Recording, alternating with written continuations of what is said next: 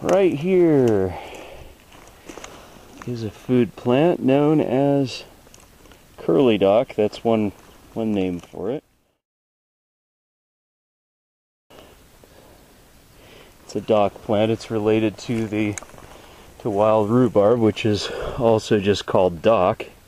This is curly leaf dock, and curly dock is in the nettle family. So these leaves are really easy, good food. You just pull them off the plant, throw them into a pot, eat them as a pot herb or pot herb. If heaven can be found somewhere within the earth, one night I found it deep within your eyes. And when the wild wind blows across the drifting snows, beneath the stars so high. So these are ready to eat, pretty much. There's a lot of beans on here that are just ready to be picked. Throw it into a pot, boil it up as is, and that is one gigantic meal, because there's a lot of it out here. This is gooseberry.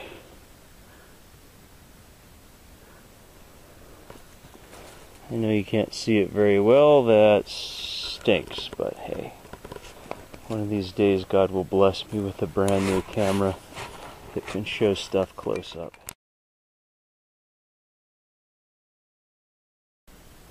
So anyway, just a handful of free food.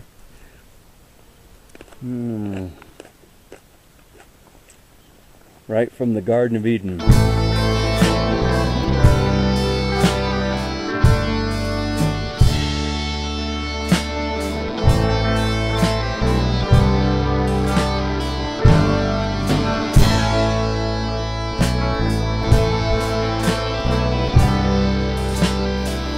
Another dock plant.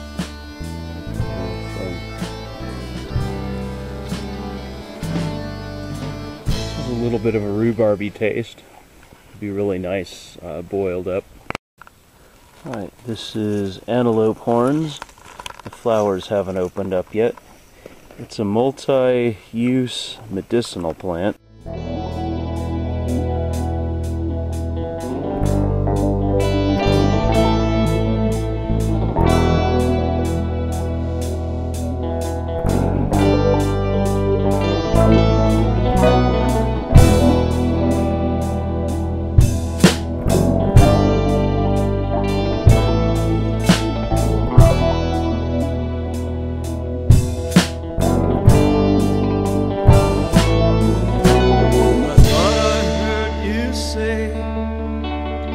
Something along the way, oh, I love you, I'm drifting in the clouds.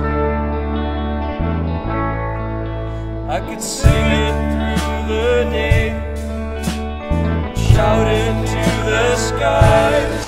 Okay, unfortunately I have to hold the camera, and I don't have a tripod, so I'll tell you what I'm going to do. You hold the top of the branch, and you put your other hand here and brush downward like that, and all these beans will just come right off if you brush down, not if you try to pull up, but you can get an entire handful in one swipe when you do that.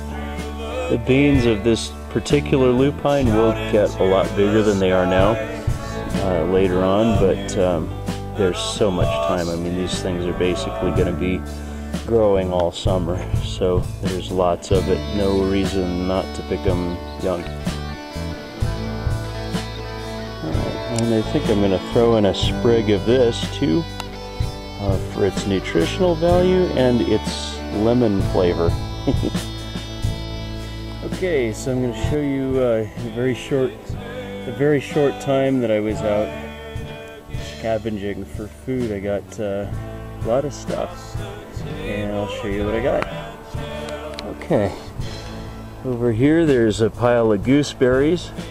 There's a sprig from a blue conifer. I want to say spruce, but these needles are awfully long.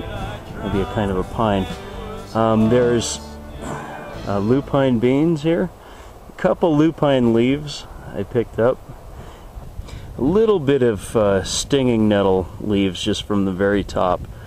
I've got curly dock here and kanai gray, or wild rhubarb. It's just kind of all mixed in, and that's going to be the bulk of the meal there, and everything else just kind of gets thrown in for flavor and for nutrition.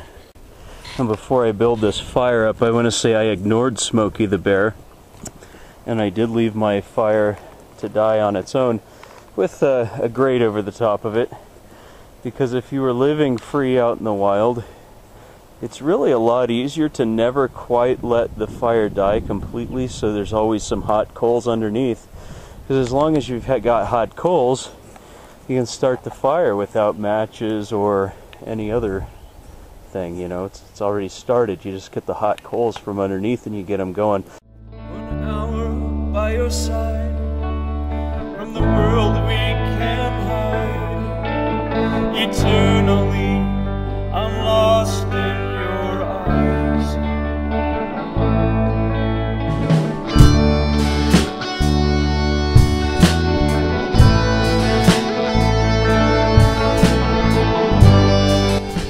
Gooseberries, I'm gonna squish them a little bit, kind of break them up so that the juice from the inside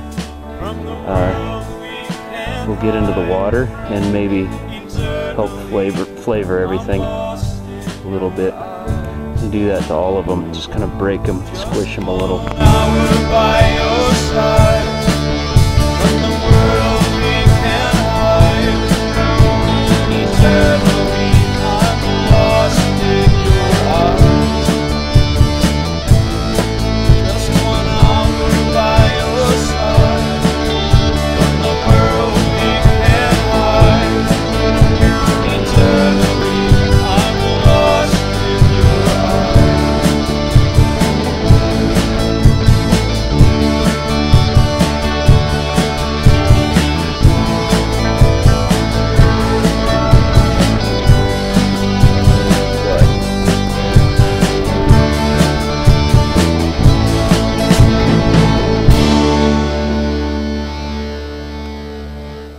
Not too bad, slightly strange.